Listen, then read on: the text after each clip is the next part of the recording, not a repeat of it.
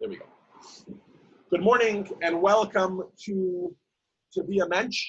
I forget which installment we are, but we are doing Pirkei Avot, or Ethics of Our Fathers, and we are in the middle of chapter 2. We are Mishnah 7, or Mishnah Zayin. And before we begin, let me open with a good joke. Not a good joke, but an interesting line. It's not a joke, actually. It's actually a very serious point that I heard in my yeshiva years. They say there are three things that inevitably cause a certain result. And if they're not causing the expected result, then all you need is more of it.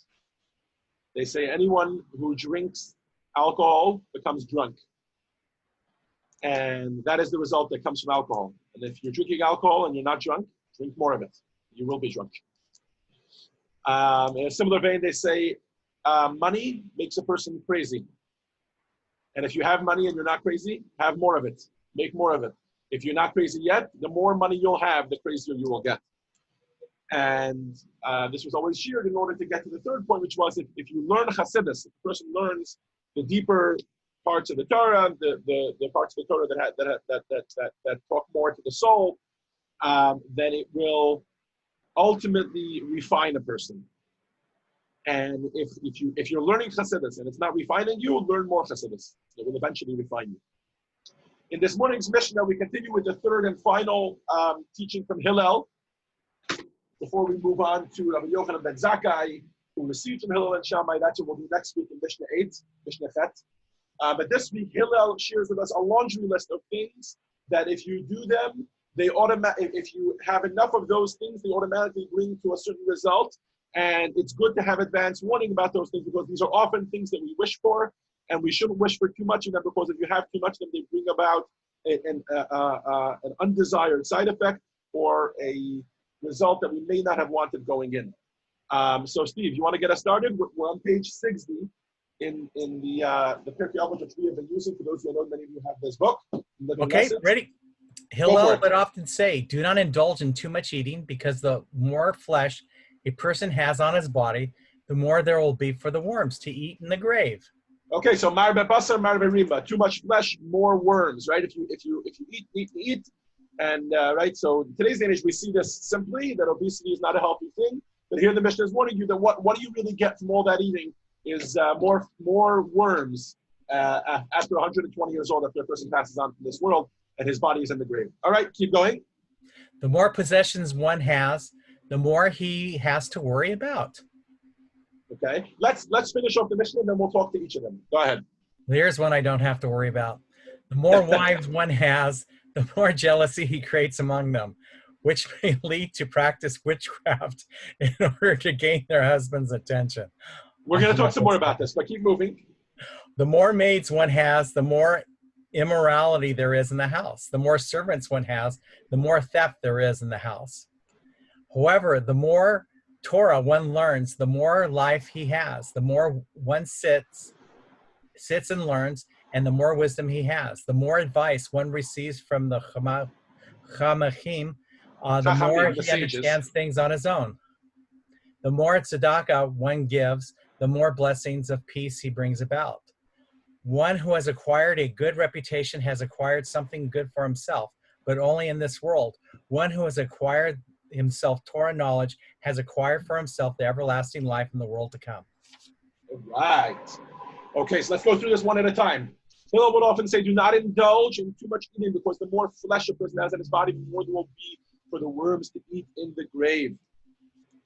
The Gemara in Shabbos asks an interesting question.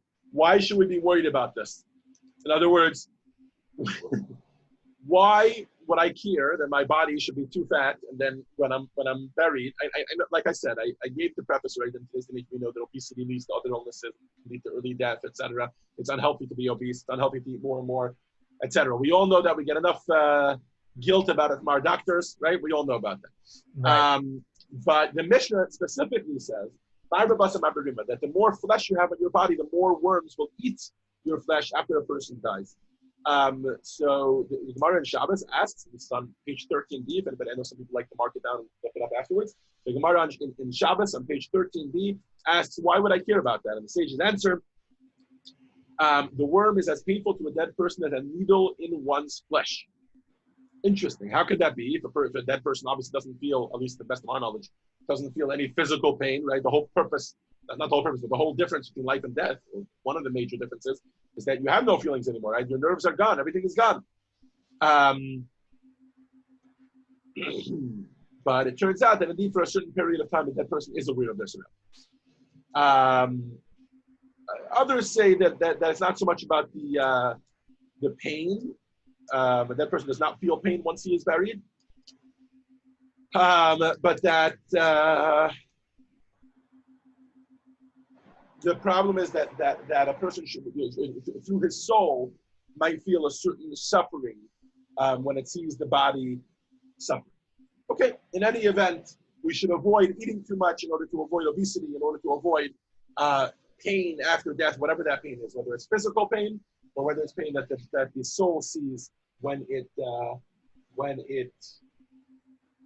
sees the body suffering or what have you.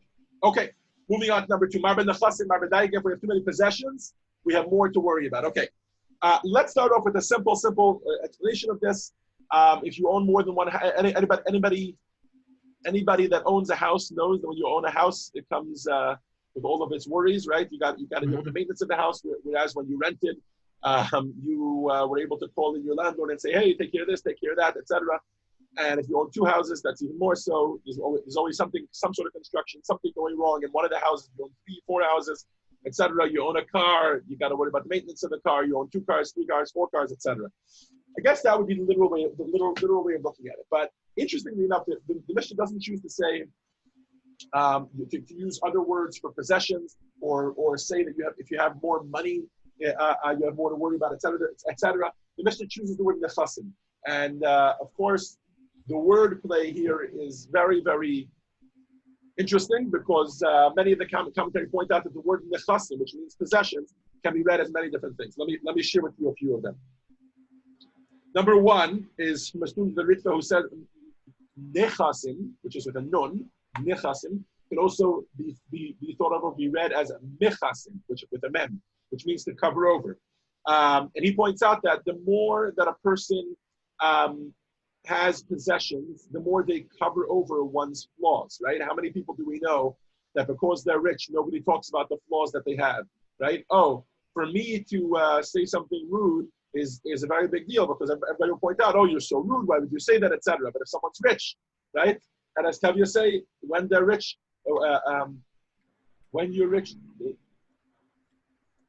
they think you really know. Right? In other words, oh yeah, sure. What he said must be correct because he's rich, because he has money, because he has possessions, etc. So when a person becomes rich, it covers over their flaws, and therefore it gives them more to worry about because nobody else is pointing out that they're rude, pointing out that what they said is wrong, is pointing out. You have more things to worry about on your own. Nobody else will help you at pointing them out because your money, unfortunately, right? Many people look at this as a boon, but it's not at all. It's an extreme vice that nobody else will help you realize your flaws. So that's one way of looking at this statement. Another way is that the word nechasim, if you add in one more nun, can mean nichnasim, right? The Talmud always uses the term nichnasim and biyotzim. Things that come in, they go out. They're temporary. Nechasim, our possessions, are things that are temporary. They come in, they go out in our lives. They do not stay with us. Definitely, they are here only temporarily. By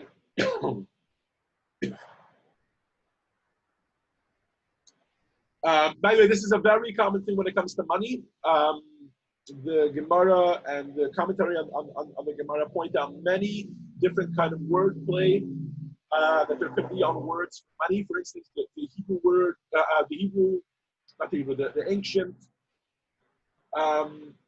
word for money or currency was zuzim. Has anybody ever heard that word, zuzim? So zuzim was a type of currency at those times, and the word zuzim also means to move. They move from one person to another, right? You think you have a lot of money today, the stocks move, the wheel turns, and tomorrow you don't have any money and someone else has all the money. Another word used throughout the Gemara for money is mayas. Mayas means hundreds. And mayas, if it's spelled without an aleph, but rather with an ayin, can mean mayas layas, which means 24 hours. Again, showing that temporarity, I think. the temporariness of money, that it goes from one person to another person within 24 hours.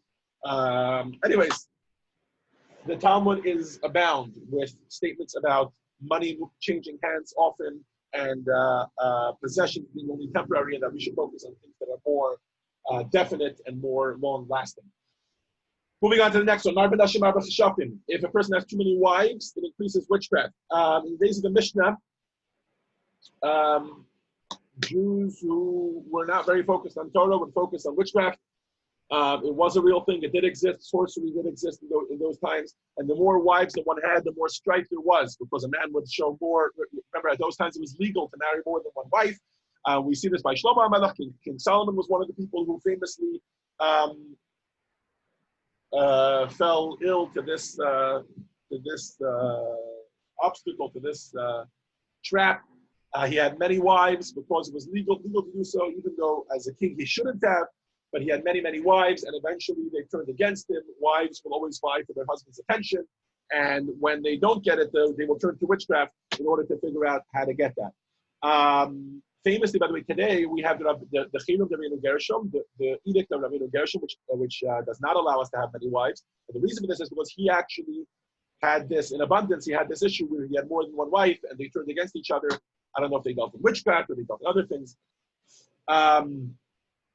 The next two are really for, I'm not familiar with that many people in today's day and age that have maid servants or male servants in their home. But the more maid servants the one has in their home, remember that maid servants in those days were from a lower class. So they were more of a crass class of humanity. And they automatically were more willing to engage in sexual immorality, etc. So obviously, the more maidservants that one had in this house, the more likely it was that one would fall prey to that kind of behavior. The same thing with men servants, right? Increases thievery, right? Everybody with me here? I'm in Marba Shabbat and Marba Zima. The more maids one has, the more immorality there is in the house. The more servants, in other words, men servants one has, the more theft there is in the house. Again, because they came from the lower class of the people at that time. They were more likely to steal from you. So yes, they help you around the house, but you're also taking it in, right? There's no such thing as a free lunch. Everything has its price to pay, and that was the price of taking in more servants. All right, the Mishnah then makes an about face. It says, let's talk about some of the positive things that we can have from the some of the positive things that we can have from the positive things in life, right? So Marba Torah, Marba Chayim, the more Torah we have, the more life we have. Let's talk about that a little bit. I did the wrong one. 1 second. I actually wanted to stay on that one for a moment. Fishel, you want to read for us? We're on the bottom of the page in Living Lessons. Go for it. What happened? You go. We hear you. You go. From where? Just a spoonful? Just a spoonful, yes. Okay. The word Yahweh means an abundance. Some things like medicine or vitamins are beneficial in small amounts but harmful in large amounts.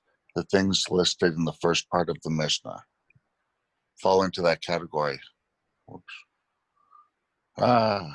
Hold on. Although they may seem very satisfactory at first, having too much of them will eventually bring harm and pain. Learning Torah and doing mitzvos are the path to a truly happy and fulfilled life. All right, so before we move on to the Torah mitzvos part of things, let's just focus on the fact that everything that there was in the first half of the Mishnah are not negative things, they're not terrible things. Eating is not a bad thing. Having possessions is not a bad thing. Having wives is not a bad thing. In fact, most of these things are good things. Even having maids and having help around the house, these are not terrible things. But all of them, in abundance, will lead to negative results, which are the things that we listed. So that's the point that he's making here, that the word marbe, to increase, means to have them in abundance. A small spoonful would be good, but too much of them is where we go awry. Okay, now I was going to stop that share and bring up the second page of this Mishnah in this book.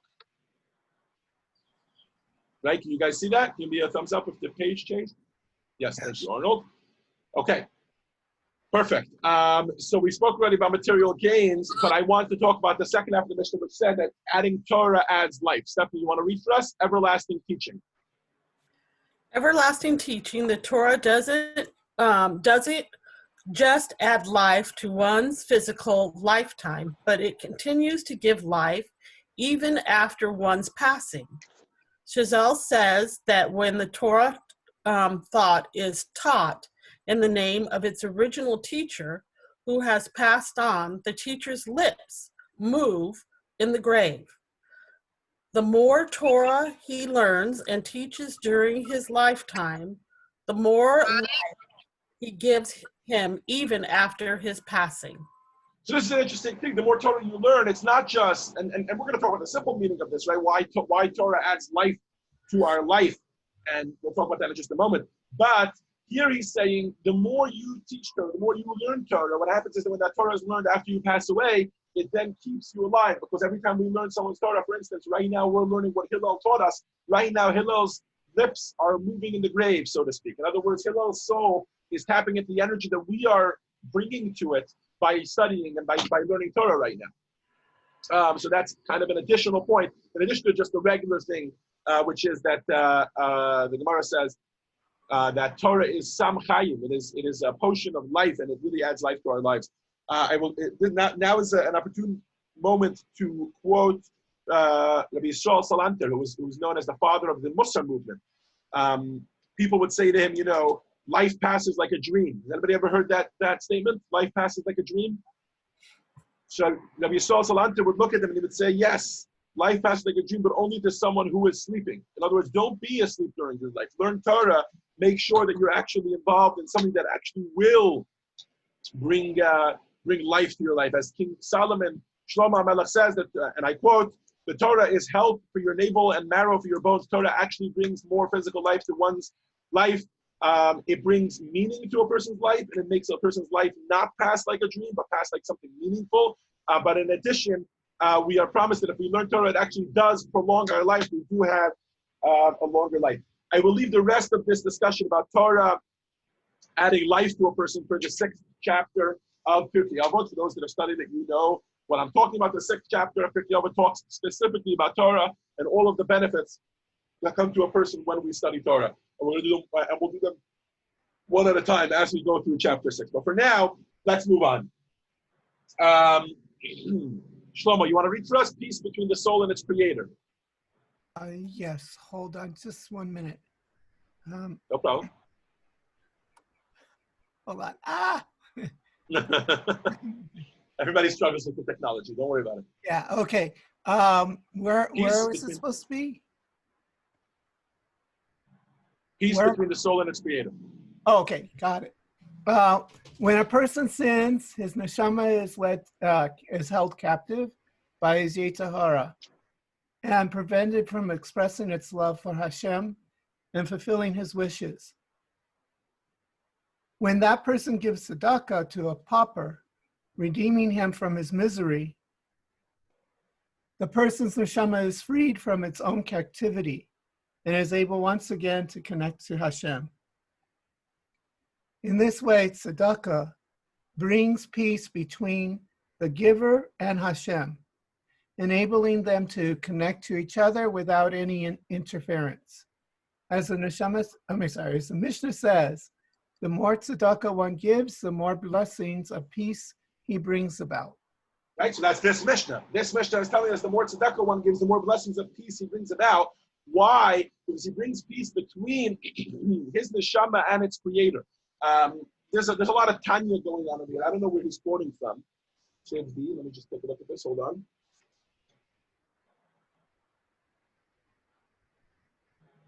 on. I think he is quoting from Tanya. But Chassidus teaches us that when we use our soul for the correct thing, we're not just doing the right thing. We're not just utilizing our lives for the right thing. No. There's actually an energy which is consistently empowering.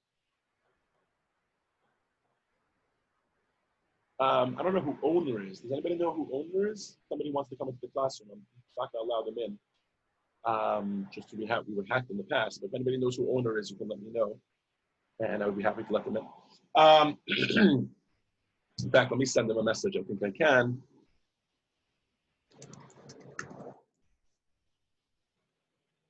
So, yeah, where were we? So the Alter Rebbe teaches that there's an energy for which your hand was created. When you use your hand, for instance, to take that, to take your money and to use it for something negative, you exile that energy. You take that energy and it's kind of captive by your Yetzer Hara, by your evil inclination, by your animal soul. And when you then use that money or that hand or that leg or that head, whatever it is, whatever energy it is that you're using, that could be used for something positive, and instead you're using it for something negative. When you do that, you actually redeem that energy that there is in the neshama. And that's the peace that we're talking about by giving tzedakah, that it actually brings peace between your own soul and its creator, or the energy that was created, that is constantly creating it. So that's kind of the peace that there is there. Let's move on. Let's move back a little bit to marbe eitza marbe tivuna, which means the more advice one receives from our sages, the more he understands things on his own. Arnold, you want to read for us? Word power. The more understanding. When one spends time considering how to advise another, one gains much understanding for oneself. So, advice is an amazing, amazing thing. I know sometimes we get unwanted advice from others, right?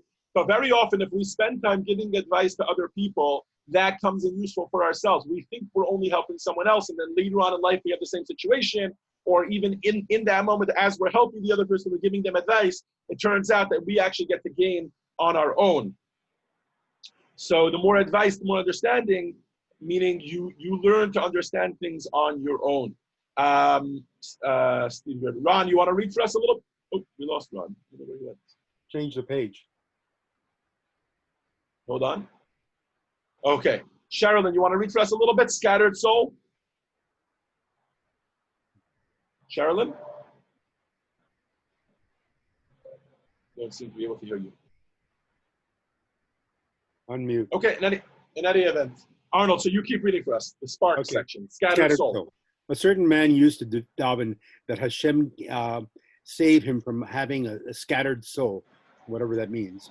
When asked to explain, he said, I daven that I shouldn't own many assets in my plate, many places. In many places, yes, thank you. For if I will, my soul will constantly be scattered about, worrying about them. The more possessions one has, the more worries he owns. Okay, so this is again about Marbe Nechas and Marbe Daika. When we add possessions, we add worry. And his point was, I feel like my soul is scattered. I have so many places for me to be. I'm managing different properties. I'm sometimes living in this place, living in that place. My brain is all over the place, and I cannot be present where I really want to be. Okay. We're already a little bit over time. We haven't covered everything in this Mishnah, but to be honest, there were quite a number of things in this Mishnah to be covered. So for now, we'll just leave things as they are and call it a day for today.